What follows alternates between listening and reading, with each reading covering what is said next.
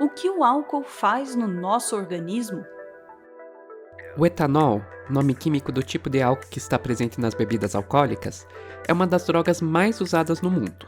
Ainda assim, seus efeitos no nosso organismo são tão amplos e complexos que demoramos muito para começar a entendê-los. Nesse vídeo vamos mostrar um pouco do que sabemos sobre o que aquele chopinho no final de semana faz no seu corpo, e também o estrago que o excesso dessa substância pode causar. Cerveja, vinho, cachaça, rum, saquê, vodka, gin. No decorrer de milênios, inventamos uma infinidade de formas de consumir o álcool. Mas a história do seu consumo pode ser bem mais antiga.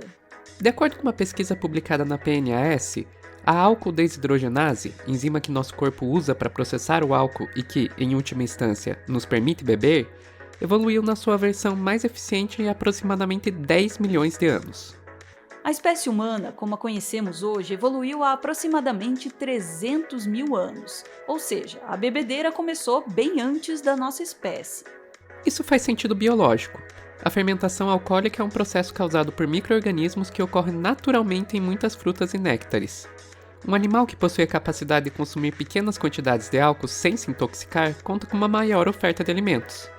Isso fica ainda mais claro quando vemos que existem outros animais com uma tolerância ao álcool bem maior do que a nossa, como várias espécies de morcegos comedores de fruta, que são capazes de voar sem problemas através de espaços complexos, mesmo com um teor alcoólico no sangue quase 2 vezes maior do que o limite legal para dirigir no Brasil. Ou o Ptilocercus lowi, conhecido como o maior bebedor do reino animal. Ele se alimenta de um néctar com teor alcoólico semelhante ao da cerveja e chega a consumir doses de álcool de 1,4 gramas por quilo, o suficiente para causar intoxicação severa em seres humanos, mas que no Ptilocercus não causa nem sinal de embriaguez. Voltando aos seres humanos, o exemplo mais antigo de produção de uma bebida alcoólica vem da região de Qiaotou, China, há aproximadamente 9 mil anos. Era uma bebida feita com arroz, frutas e mel. Como os jarros foram encontrados em túmulos junto de restos humanos, os pesquisadores acreditam que a bebida fazia parte de rituais de sepultamento. O uso do álcool como desinfetante também é antigo. O médico e filósofo romano Cláudio Galeno, cuja influência moldou a medicina ocidental por mais de um milênio, criou no século I uma classificação de vinhos, indicando quais variedades eram mais úteis para o uso médico. Hoje, o álcool é uma droga legalizada na maior parte do mundo, o que torna ainda mais importante entender seus efeitos no organismo. Os efeitos do álcool no cérebro são complexos, mas os principais são sobre 2 neurotransmissores, o GABA e o glutamato. O glutamato é o principal neurotransmissor excitatório do cérebro, ele ativa os neurônios. Já o GABA é o principal neurotransmissor inibitório, ele inibe os neurônios. O álcool potencializa a sinalização através do GABA, ao mesmo tempo que reduz a sinalização através do glutamato.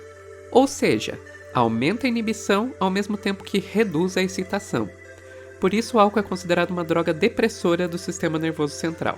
O efeito dessa inibição sobre diferentes regiões do cérebro explica os efeitos que vemos sobre o comportamento de uma pessoa alcoolizada.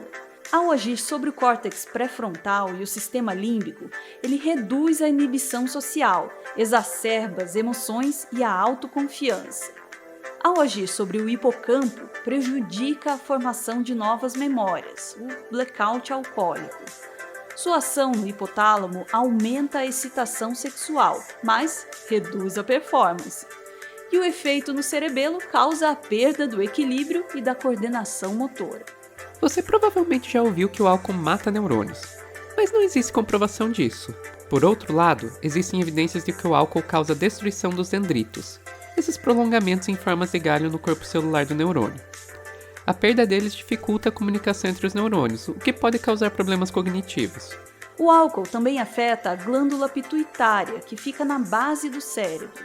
Um dos hormônios que ela produz é o hormônio antidiurético, que, como o próprio nome sugere, diminui a quantidade de urina que o corpo produz ao estimular os rins a reabsorver líquidos. Com a redução da liberação desse hormônio, a pessoa passa a urinar mais. O álcool muitas vezes é associado à ideia de esquentar o corpo, como nas tradicionais imagens de cães da raça São Bernardo carregando pequenos barris de conhaque para salvar pessoas perdidas na neve.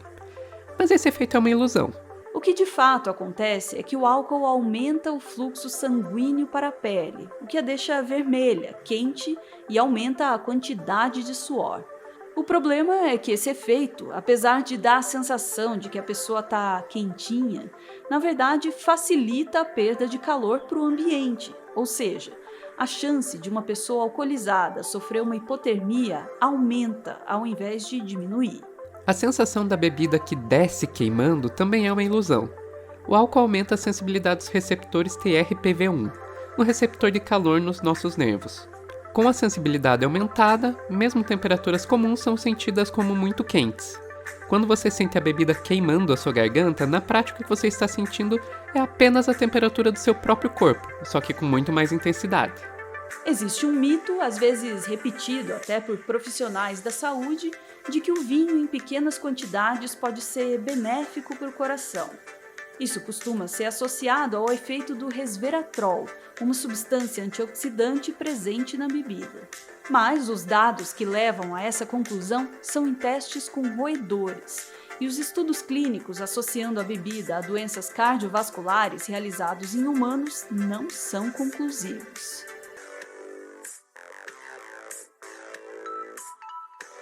Os efeitos do consumo de álcool continuam no dia seguinte de uma maneira não muito agradável, com dores de cabeça, sensibilidade à luz e ao som, a famosa ressaca. A ressaca pode ser, em parte, atribuída à desidratação, causada pela diminuição da produção de hormônio antidiurético, como a gente já explicou antes. Mas também existem outros fatores envolvidos. Um deles está relacionado à degradação do álcool pelo fígado. Lá, o etanol é transformado em acetaldeído e depois em acetato, que então é eliminado. Mas a primeira reação é mais rápida do que a segunda, o que pode causar um acúmulo temporário de acetaldeído no organismo. Esse acúmulo está relacionado com alguns dos sintomas da ressaca. Um terceiro fator é o rebote do glutamato. Lembrando, o glutamato é o neurotransmissor excitatório que é suprimido pelo álcool. Quando o álcool é eliminado do organismo, pode ocorrer um efeito rebote, no qual a sinalização desse neurotransmissor leva a uma espécie de hiperexcitação do sistema nervoso. E, finalmente, existem os congêneres, outras substâncias químicas produzidas na fermentação além do álcool, como acetona, acetaldeído e taninos. Eles ajudam a dar cor e sabor às bebidas, mas também ajudam a causar a ressaca. Algumas bebidas possuem mais congêneres do que outras, o que ajuda a explicar por que algumas bebidas causam ressacas piores. Em geral, as bebidas mais claras, como a vodka, possuem menos congêneres do que as bebidas de cores mais escuras, como o whisky. Não existem remédios mágicos para evitar ou curar a ressaca. Só o que pode ser feito é se hidratar, beber menos e não beber de barriga vazia. Se isso não for o suficiente, além de tratar os sintomas, o único remédio é o tempo. Quando usado de maneira inadequada, o álcool pode ser uma droga muito perigosa. De acordo com a OMS, o álcool pode ser associado a aproximadamente 3 milhões de mortes por ano no mundo todo.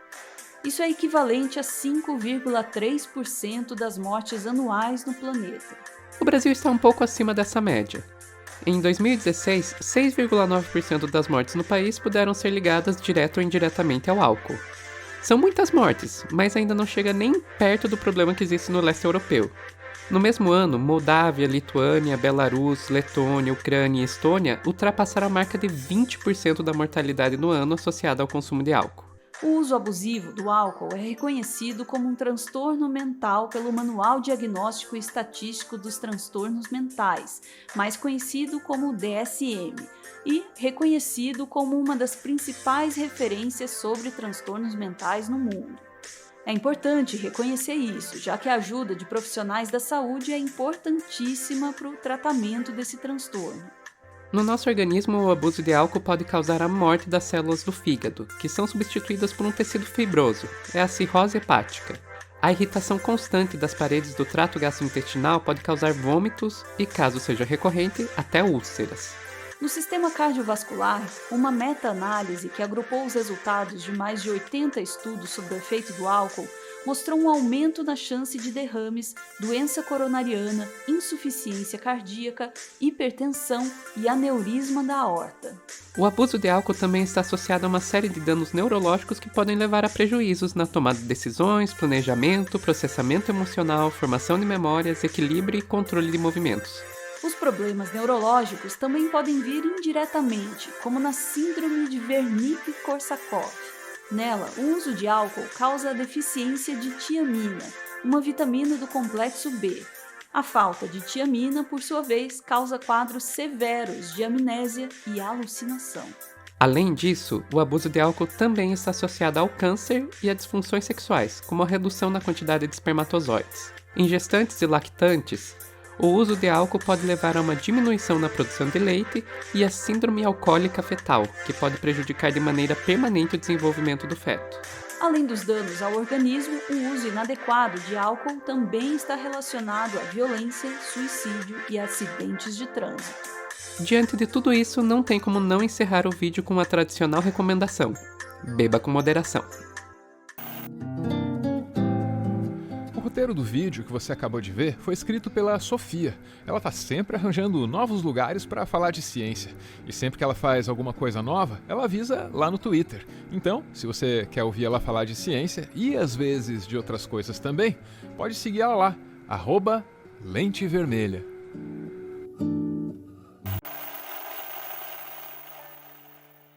O Meteoro é mantido graças a uma campanha de financiamento coletivo. Quem participa aparece aqui no finalzinho para receber o nosso agradecimento.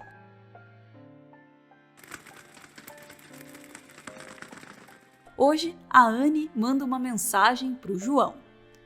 João Leles, queria te desejar feliz aniversário. Sou muito grata por fazer parte da sua vida e por todo dia aprender coisas novas contigo. Os melhores rolês que posso ter são com você. E mal posso esperar para uma vida inteira ao seu lado. Te amo muito e quero que saiba o quão especial você é para mim e como você colore a minha vida todos os dias. Valeu, gente! Beijo!